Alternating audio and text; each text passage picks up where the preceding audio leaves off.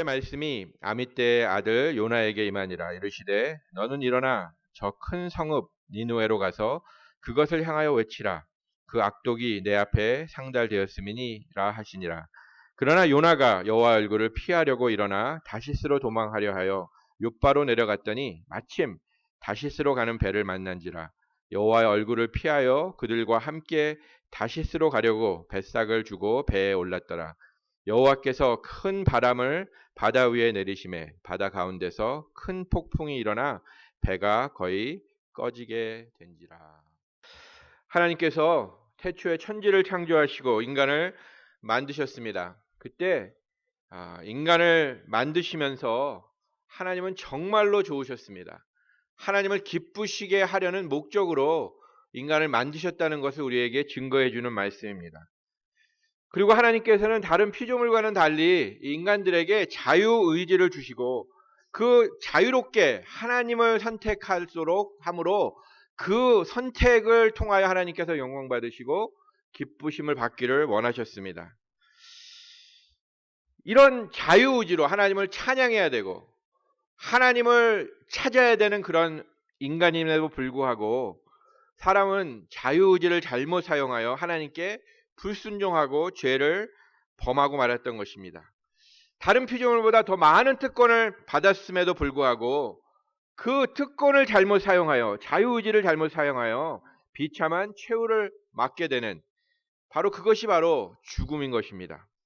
성경은 우리를 창조하시고 우리와 함께 하시기를 원하시는 그 하나님께서 죄로 죽을 수밖에 없는 죄인들을 어떻게 사망에서 구원하시는가를 기록한 책입니다.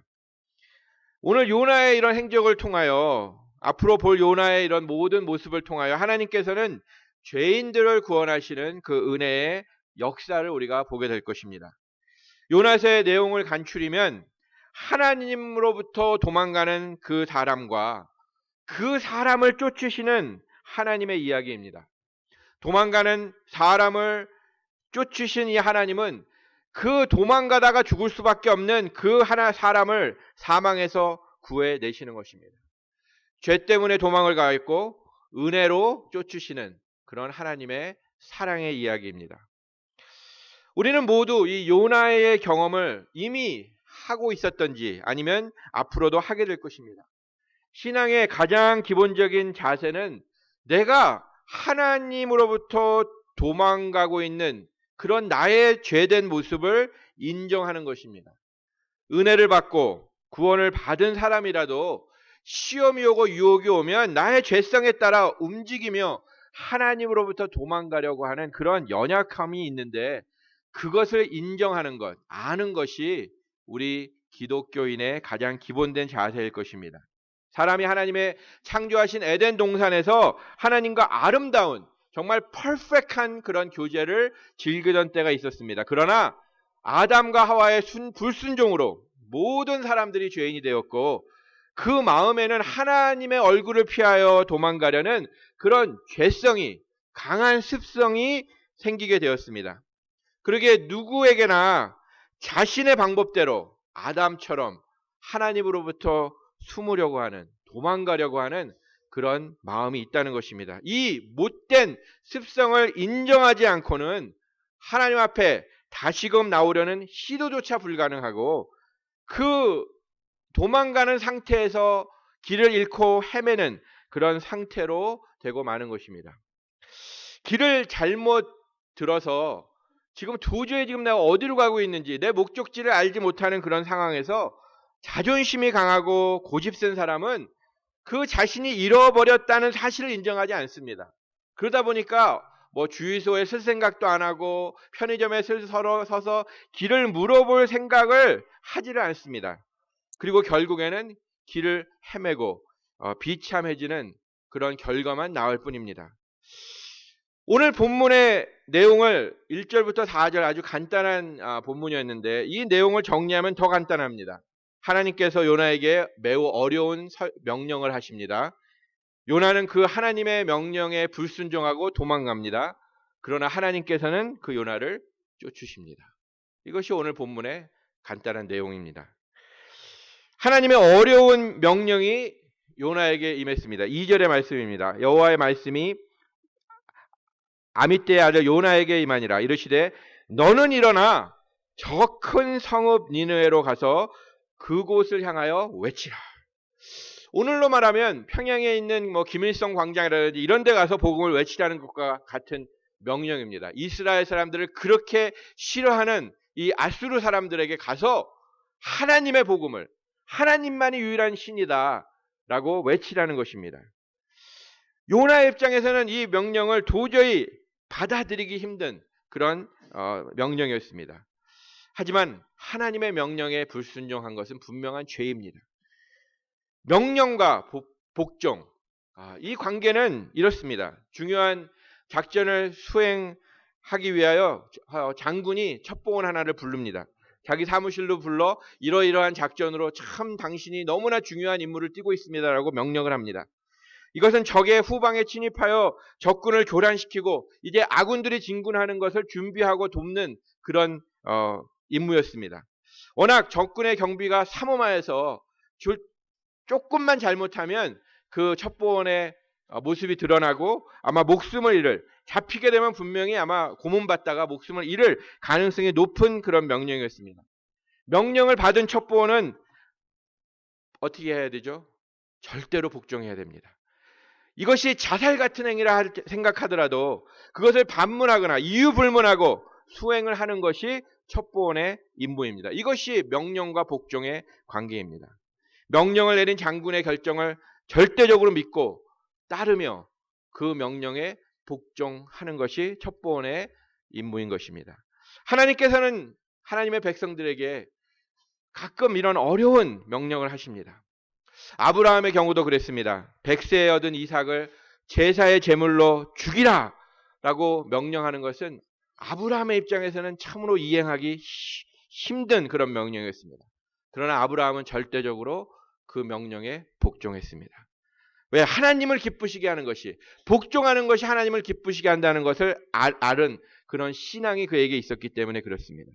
그러나 요나는 이 하나님의 명령이 떨어졌음에도 불구하고 자신이 갖고 있는 지식이나 이성과 특별히 그의 감정에 너무 열중하다가 하나님을 무시하고 말았던 것입니다. 그래서 오늘 3절에 요나가 이런 행동을 합니다. 요나가 여호와의 얼굴을 피하려고 일어나 다시스로 도망하려 하여 욥바로 내려갔더니 마침 다시스로 가는 배를 만난지라. 여호와의 얼굴을 피하여 그들과 함께 다시스로 가려고 뱃삭을 주고 배에 올랐더라. 그리스도인들이 하나님의 명령을 받으면 두 가지의 반응이 나타납니다. 말씀을 따라 움직일 것인가, 아니면 말씀과 정반대 방향으로 움직일 것이냐의 선택입니다. 이 반응은 우리의 자유의지에 의하여 우리 스스로 결정하는 것입니다. 요나처럼 하나님을 피해 도망가든지 아니면 우리 주님 예수님처럼 하나님의 뜻에 절대적으로 충성할 것인가 라는 이런 선택권이 여러분과 저에게 있다는 것입니다. 주님은 직접 이렇게 말씀하셨습니다. 요한복음 6장 38절의 말씀인데 내가 하늘로서 내려온 것은 내 뜻을 행하려 함이 아니요 나의 양식은 나를 보내신 이의 뜻을 행하며 그의 일을 온전히 이루는 이것이니라. 예수 그리스도께서는 하나님의 아들로서 아버지 하나님의 뜻을, 명령을 받았습니다. 그리고 그 하나님의 명령을 이루시기 위하여 이 땅에 오셨다는 것입니다. 죄로 인하여 지옥의 형벌로 멸망받을 수밖에 없는 죄인들을 대신하여 예수님께서는 십자가에 못 박는 그 길을 복종하며 충성으로 가셨습니다. 예수님의 사역을 보면 처음부터 십자가를 향한 것이었습니다. 겟세마네 그 고통의 기도를 통하여 알 수 있듯이 끝까지 하나님의 뜻을 최고로 삼고 그 뜻에 순종하셨던 것입니다. 예수님의 가는 길은 죽음의 길이었지만 정말 죽기까지 충성하셨습니다. 요나는 하나님을 등지고 도망하였지만 우리 주님은 하나님을 향하여 나갔던 것입니다. 요나는 실패자요, 그리스도는 성공자이십니다. 여러분은 누구의 모범을 따르시겠습니까? 여러분들에게는 초이스가 있습니다. 하나님을 향하여 갈 것인가, 아니면 하나님을 등지고 갈 것인가. 세상에서도 많은 첩보원들이 자신의 그 상관을 믿고 그 목숨을 각오하며 명령을 따랐습니다.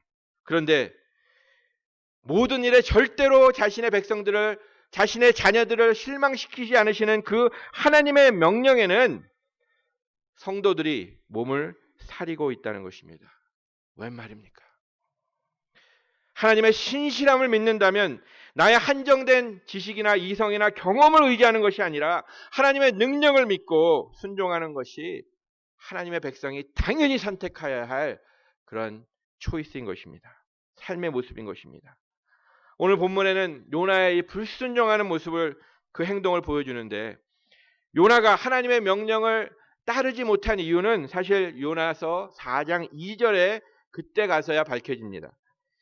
제가 읽어드리겠습니다. 혹시 성경을 읽으시면, 펴고 계시면 4장 2절로 가시면 될 것 같습니다. 4장 2절에 이런 말씀입니다. 여호와께 기도하여 이르되 여호와여 내가 고국에 있을 때에 이러하겠다고 말씀하지 아니하였나이까. 그러므로 내가 빨리 다시스로 도망하였사오니 주께서는 은혜로우시며 자비로우시며 노하기를 더디하시며 인애가 크시사 뜻을 돌이켜 재앙을 내리지 아니하시는 하나님이신 줄을 내가 알았음이니이다. 이것이 요나가 갖고 있던 하나님에 대한 마음이었습니다. 하나님에 대해서 그가 너무나 잘 알고 있었기 때문에 그가 니느웨로 가서 그 하나님의 말씀을 전하면 그들이 분명히 회개할 것이다. 근데 그 사람들은 어떤 사람들이냐? 이방인들이라는 것입니다. 하나님의 이런 은혜를 받을 만한 자격이 없는 사람들인데 하나님 왜 이러십니까? 라고 지금 요나가 따지고 있는 것입니다. 하나님의 말씀과 하나님의 뜻과 요나의 생각, 고정관념, 세상 가치들이 그의 종교관이 충돌하고 하기 시작한 것입니다. 신앙생활이란 내 안에 있는 생각과 하나님의 생각의 충돌 안에서 하나님을 선택하는 것이 신앙입니다. 그런데 요나는 하나님의 마음이 아니라 자신의 감정에 더 열중하는 실수를 하였던 것입니다. 이것은 아닌데 라는 자신의 생각, 자신의 판단에 따라 하나님께 불순종하였던 것입니다. 하나님이 나에게 무언가를 지시하시고 명령하시고 안내하시고 인도하심에도 불구하고 그는 그려 흘려보내고 실천하지 않았던 것입니다. 우리의 문제는 하나님의 말씀이 우리에게 임하였습니다. 그리고 우리 마음에 깨달음도 줬습니다. 어떨 땐 감동도 생겼는데 그런데도 불구하고 여전히 우리는 내 생각에 머물러 있다는 그것이 우리의 문제입니다. 하나님의 말씀이 맞는 말인데는 생각이 갑니다. 그러나 현실적으로는 아니라고 우리는 판단하고 있습니다. 하나님 말씀대로 하면 손해날 것 같다는 뻔한 계산이 나오고 있습니다. 또 그 길은 어떨 땐 겁이 나고 감당하기 어려운 길이라 생각할 때가 있다는 것입니다. 요나의 생각이 그랬습니다. 그는 그의 감정에 사로잡혔는데 그의 잘못된 감정을 많이 볼 수가 있지만 하나로 한마디로 정의하자면 그는 우월감에 사로잡혀 있었던 것입니다. 하나님께서 이스라엘을 하나님의 백성으로 선택하셨다는 그 이유로 이스라엘 그리고 자신은 이방인보다 훨씬 더 낫다는 것입니다.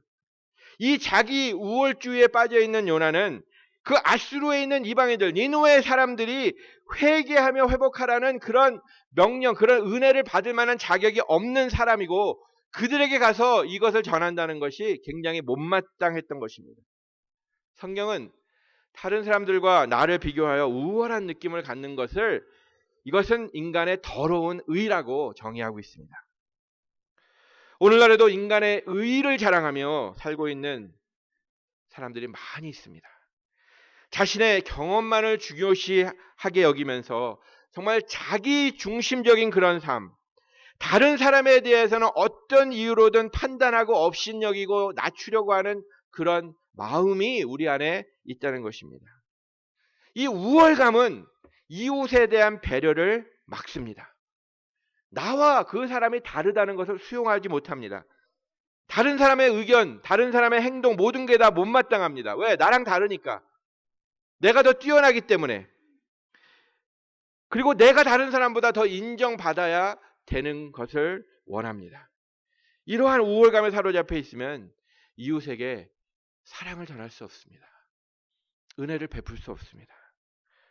복음의 삶과는, 복음의 은혜와는 너무 생소한 그런 삶을 살 수밖에 없는 것입니다. 요나가 만약 복음을 이해하고 있었다면, 하나님의 은혜를 진정으로 이해하고 있었다면 그의 반응은 분명히 달랐을 것입니다. 성도가 우리의 삶으로 증거해야 되는 하나님의 그 은혜, 복음은 어떤 것일까요?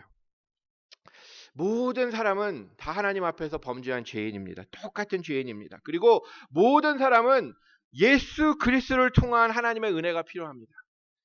내가 다른 사람보다 낫기에, 열심히 있기에 은혜를 받은 것이 아니라 내가 구원받은 것은 하나님의 전적인 은혜 때문이었습니다. 하나님의 은혜로 예수 그리스도의 보혈로 나의 죄값이 치루어졌고, 우리 안에는 이제 죄의 용서에서 오는 그 평안과 구원의 기쁨이 있게 된 것입니다. 그러기에 하나님의 은혜로 구원받은 것을 아는 사람은 그저 감사할 뿐이지 절대로 우월감이라는 감정에 사로잡혀 있지 않습니다. 하나님의 백성이 된 것은 전적인 하나님의 은혜요, 우리의 죄인되고 부족한 것을 인정하면 할수록 하나님의 은혜에 감사하고 그 하나님의 은혜를 끼치는 그런 삶을 살기로 작정을 하게 되는 것입니다. 그러나 요나는 이 잘못된 우월감 때문에 자기의 감정에 치중하다 결국 하나님을 배반하고 하나님께 반발하여 니느웨가 아닌 다시스로 도망가기로 작정을 한 것입니다. 이 다시스는 지금의 스페인 땅입니다. 요즘처럼 스페인으로 여행하는 사람들이 많아서 하루에도 스페인행 비행기가 여러 번 있는 시대도 아니고, 그 당시는 그저 특별히 욥바라는 이스라엘 땅에서 이 다시스로 가는 것은 가려고 하는 사람들이 좀 모여야 배가 떠는 그런 상황이었습니다. 어떨 때는 한 달을 기다려야 될 때도 있고 2달을 기다려야 다시스로 가는 배를 찾을 수 있는 그런 상황이었습니다. 그런데 이 요나가 욥바에 도착해 보니까 마침 다시스로 떠나는 배가 그를 기다리고 있었다는 것입니다. 하나님을 불순종하여 지금 이런 하나님께 등지고 떠나는 요나의 입장에서는 모든 일이 술술 풀리는 것 같은, 그래 내 생각이 옳았지라는 착각에 빠질 수 있는 상황이었습니다. 이처럼 내 마음대로 생각하려고 할 때, 행동하려고 할 때 세상은 오히려 우리로 하여금 하나님으로부터 도망가려고 하는 그런 기회를 제공하기도 합니다. 하나님께 순종하는 것보다 불순종하는 것이 더욱 쉽구나 라고 이렇게 착각에 빠지게 하는 것입니다. 모든 것이 요나의 뜻대로 잘 되는 것 같이 보이고, 요나는 내 생각이 맞고 하나님이 틀렸다고 아마 거듭 생각하며 배에 올랐을 것입니다. 주의 말씀에 불순종하여도 별 탈이 없네. 혹시 하나님께 좀 꾸중 듣지 않을까, 매맞지 않을까 걱정도 했는데 내 생각대로 했는데도 아무렇지도 않고 오히려 순순히 일이 잘 풀리고 있잖아 라고 하는 이런 어리석은 착각이 들 수 있는 상황이 우리 삶 속에 벌어지기도 합니다. 하나님의 말씀대로 살면 손해볼 것 같은 답답함이 있기는 하였지만, 그런데도 불구하고 나의 생각을 버리지 못하고 내 생각대로 나갔는데도 의외로 일이 잘 풀립니다. 그런 생각을 자꾸 갖다 보면 하나님을 의지하는 믿음이 약해집니다. 그리고 결국 불신앙에 빠질 수 있습니다. 하나님의 말씀대로 했다면 손해를 보았지도 모른다는 그런 생각이 자꾸 들기 때문에 이제 더 이상 하나님 의지보다 내 생각을 더 의지해야지라는 그런 습관적인 삶이 나오는 것입니다. 여기서 우리가 한번 잠깐이라도 생각해 볼 것이 있습니다. 다시스로 가는 배를 지금 요나가 탔습니다. 그때 하나님이 만약 그를 버리시고, 그래 너는 다시스로 잘 가, 그리고 다른 그런 선지자를 택해서, 제 이름을 댈까 말까 하다가 지금 다른 선지자를 택해서 만약에 그렇게 했다면 요나서는 3절로 그냥 끝났습니다. 4절까지 가지 않고 아마 우리 성경에 요나서라는 건 없었을 것입니다. 하나님께서 명령을 거역한 요나를 분명히 포기하실 수 있는 권리도 있으신 분이십니다. 그러나 요나의 배신과 이 무례함에도 불구하고 요나를 버리시지 않으시는 하나님, 그 이유는 무엇일까요? 그것은 그가 이제 불신앙의 길로 접어들어 그러한 그의 삶은 결코 평탄하지 못할 것이기 때문에 하나님은 요나를 쫓으시는 것입니다. 하나님의 자녀가 불순종할 때 폭풍의 그림자가 마치 핵의 그 방사성 물질처럼 우리를 덮을 때가 있습니다. 사람이 죽는 방법은 여러 가지가 있죠. 이렇게 갑자기 어떤 사고로 벼락을 맞아 죽을 수도 있고 갑자기 그건 죽는 것이죠. 하지만 시간을 두고 조금씩 죽는 그런 방법도 있습니다. 사람이 방사성 물질에 노출되면 오랜 시간을 두고 오장육부가 조금씩 상처를 받고 결국에는 목숨을 뺏어간다고 합니다. 하나님께 불순종한 자들의 삶도 즉각적으로 거기에 대해서 매를 맞을 수도 있지만 심판받을 수도 있지만 오랜 시간에 걸쳐서 그 대가를 치르게 되고 결국 그 대가가 아주 아프고 어려울 때가 있다는 것입니다. 그러기에 우리를 사랑하시는 하나님은 그냥 내버려 두지 않으시고 도망가는 우리를 쫓아오셔서 바로 잡으십니다. 이것이 바로 죄인을 향한 하나님의 사랑이십니다. 열심이십니다. 우리를 방치하거나 버리시지 않으시고 말씀으로 우리를 책망하시고 깨닫게 하시고 하나님의 선하심과 인자하심으로 끝까지 우리를 추적하시는 분이십니다. 그런 하나님의 모습이 오늘 4절에 우리에게 나타나고 있습니다. 여호와께서 큰 바람을 바다 위에 내리시사 바다 가운데 큰 폭풍이 일어나 배가 거의 깨지게 된지라. 하나님께서 풍랑을 보내시어 요나를 막으십니다. 하나님을 기억하고 하나님께 돌아올 계기를 마련해 주시는 것입니다. 이것은 요나에게는 상당히 아픈 그런 경험이 될 것입니다.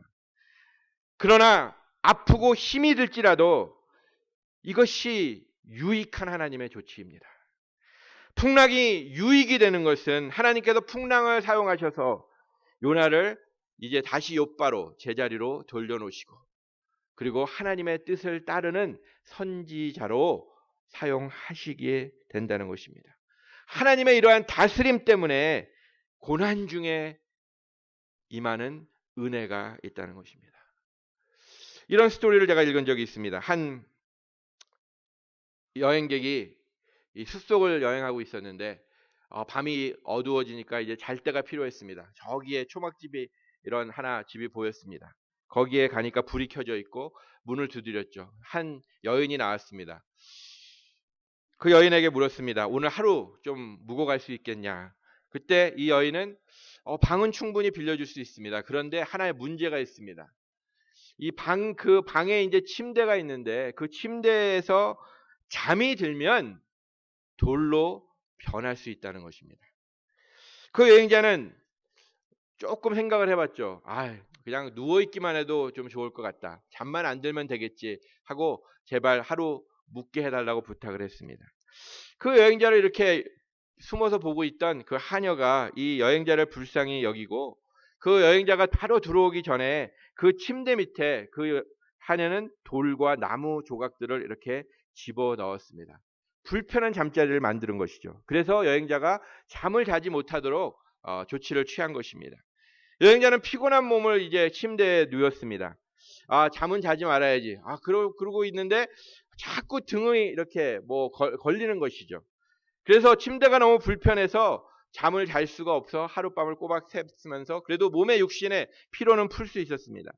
다음날 아침 식사를 가지고 온 하녀에게 이 여행자가 불평을 했습니다. 왜 이렇게 침대가 불편하냐고. 잠을 한 잠 못 잤다고. 그때 그 하녀가 이렇게 말합니다. 제가 당신을 구한 것입니다. 당신이 경험한 그 불편은 평안하여 잠을 잤을 때 겪을 불행과 비교할 수 없는 것입니다. 말씀과 반대 방향으로 도망가는 그 요나를 하나님께서 폭풍으로 막으셨습니다. 그 폭풍 때문에 겪는 요나의 고난과 불편함, 모든 것. 그에게는 어쩔 때 보면 고난이 될 수가 있지만 그렇지 않고 만약에 하나님께서 그냥 놔두셨다면 그는 결국 망하게 될 수도 있었던 것입니다. 하지만 이런 약간의 불편함이었지만 그것을 통해서 다시 하나님은 요나를 살리시는, 어떨 때는 하나님께서는 우리에게 이 tough love, 거친 사랑으로 우리에게 다가오십니다. 요나가 하나님을 피하여 도망가는 것을 그냥 놔두시지 않으시고 다시금 불러들이시기 위해서 이런 풍랑을 우리에게 주시기도 하신다는 것입니다. 우리는 하나님의 말씀이 우리를 자유롭게 못하고 속박하는 것이라고 생각할 때가 많습니다. 그러나 하나님은 자신의 백성들을 절대로 나쁘게 하시지 않는 분이십니다. 우리를 살리기 위하여, 우리의 영혼을 풍성하게 하기 위하여 주신 그러한 말씀들입니다. 생명의 말씀들입니다. 그러한 하나님의 말씀에 순종하면 할수록 그 말씀은 우리가 얼마나 이 세상에서 자유로울 수 있는가, 얼마나 기쁨을 누릴 수 있는가를 체험하게 하는 그런 말씀입니다. 우리에게 절대적인 우리의 안식처가 되는 그 하나님의 품을 찾아가는 것이 성도의 올바른 모습일 것입니다. 신앙이라는 것은 하나님의 말씀으로 나의 생각을 누르는 것입니다. 내 생각으로 하나님의 말씀을 막는 것은 우리가 불순종이라고 하는 것이죠. 하나님의 말씀에 대한 올바른 순종, 이것은 마치 내 생각이라고는 없는 사람처럼 행동하는 것입니다. 그것이 믿음입니다. 예수님께서 마지막으로 예루살렘으로 가시면서 나는 이제 십자가의 죽임을 당하러 간다라고 말씀하셨습니다. 근데 그때 그 주님의 말씀의 그 단어를 보면 이거는 어떤 선택의 여지가 있는 것이 아니라 I must go. 나는 꼭 가야 된다 라고 이렇게 말씀을 하십니다. 하나님이 가라고 하셨기 때문에 예루살렘으로 올라가기 싫어도 그런 선택권이 있는 것이 아니라 꼭 가야만 한다. 하나님의 말씀에 따라 그대로 움직여야 한다는 것입니다. 하나님께 불순종하고 도망가려 할 때 우리의 앞을 폭풍으로까지라도 막아 우리를 구원하시려는 하나님이십니다.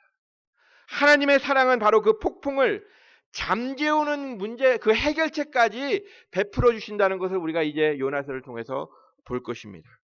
하나님으로부터 도망가는 요나를 막고 선 이 폭풍을 잠재우기 위해서는 뭐가 필요했죠? 우리가 이제 좀 앞서갈 수가 있겠지만 요나의 희생이 필요했습니다. 그러나 우리에게는 내 자신을 바치고 나서는 그런 요나의 믿음도 없습니다. 나의 목숨을 바치면서 폭풍을 잠재울 능력이 우리에게는 없다는 것입니다. 그래서 하나님께서는 어떻게 하셨습니까? 하나님의 아들 예수 그리스도께 그 일을 담당시키신 것입니다. 우리를 대신하여 하나님의 그 진노의 폭풍 속으로 예수님의 몸을 던져서 희생하게 하신 것입니다. 그리고 우리를 살리도록 하게 하신 것입니다. 예수님께서는 내가 요나보다 큰 자라고 말씀하셨습니다. 그리고 요나의 표적밖에 보일 것이 없다고 말씀하셨습니다.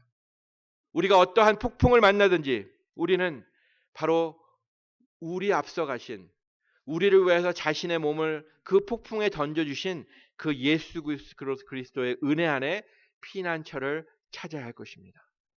우리를 대신하여 십자가와 부활로 이루신 그 승리 안에서 위로를 받고 우리가 능력을 얻을 수 있는 것입니다. 하나님의 백성들이 경험하는 폭풍에는 하나님의 사랑이 이와 같이 가득 담겨져 있는 것입니다. 하나님의 뜻이 힘들다고, 어렵다고, 현실과는 맞지 않는다고 혹시 하나님으로부터 도망가고 계시지는 않으십니까? 여러분의 길을 하나님께서 막으실 것입니다. 하나님의 사랑으로 막으실 것입니다. 여러분들을 돌이키기 위하여 하나님께서 치르신 그리스도의 희생을 되새기시기 바랍니다. 그리고 주님 안에서 주님을 의지하고 하나님의 뜻에 순종하여 정말 선택받은 백성으로서 하나님을 기쁘시게 하는 하나님의 피조물이 되시는 여러분들, 우리 뉴라이프 선교교회가 되기를 주님의 이름으로 축복드립니다. 주 약속 안에서 내